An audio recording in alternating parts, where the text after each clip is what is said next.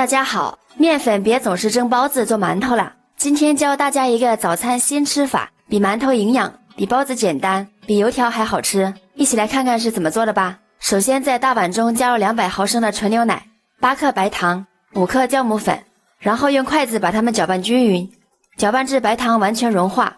蓋上一個盤子，醒發10分鐘。下面在一個大碗裡面打入2個雞蛋，再加入2勺食用油。現在酵母水已經發酵的差不多了，上面冒氣泡就說明已經發酵好了。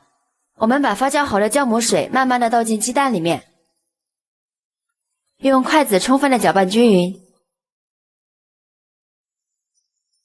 把雞蛋徹底的攪散。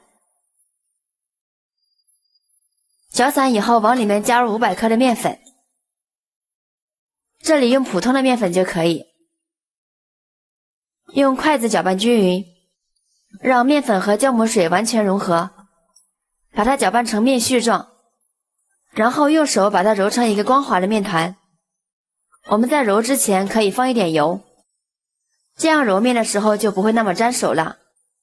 最後揉成像這樣的麵團就可以。在麵團上面再刷一層油，鎖住裡面的水分，在上面蓋上一層保鮮膜，放在溫暖的地方醒發至2倍大。現在天氣比較熱了，把它醒發20分鐘就可以。現在麵已經醒好了，用手指戳下去，不回縮不回彈，裡面都是這樣的蜂窩組織，而且非常的細膩拉絲狀，這樣的麵就說明發的比較成功了。現在我們把麵團放在案板上揉一揉，把裡面的空氣排乾淨。這裡我們一定要多揉一會兒，做出來的麵食才會更加的鬆軟。排氣以後再把麵團像這樣摔打2分鐘，摔打後的麵團不僅劲道，而且更加的好吃，它裡面的組織也會變得更加的鬆軟細膩。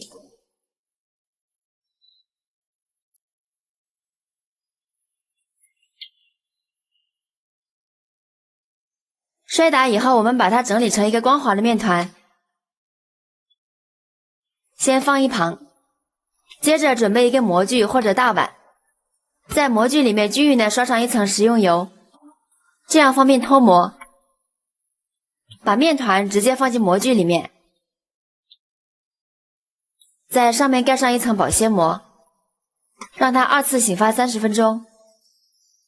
現在我們準備一個雞蛋，把蛋黃分離出來放進一個小碗裡面，把它攪拌成蛋黃液。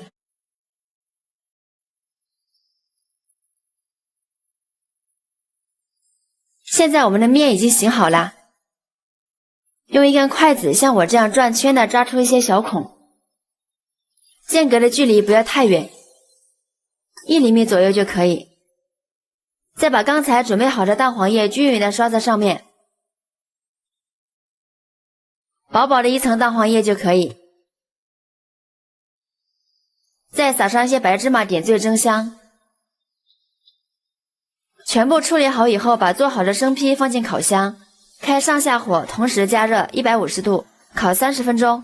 現在時間到了，哇，好香啊，金黃金黃的，哇，真的是太香了，濃濃的麵包的香味撲鼻而來。看一下，它的底部非常的漂亮，按壓一下非常的鬆軟，帶着濃濃的奶香味兒，表面看起來金黃金黃的，非常的誘人。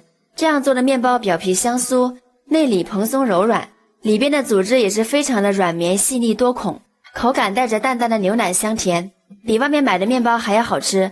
做法也是非常的簡單，如果你喜歡就收藏起來試試吧。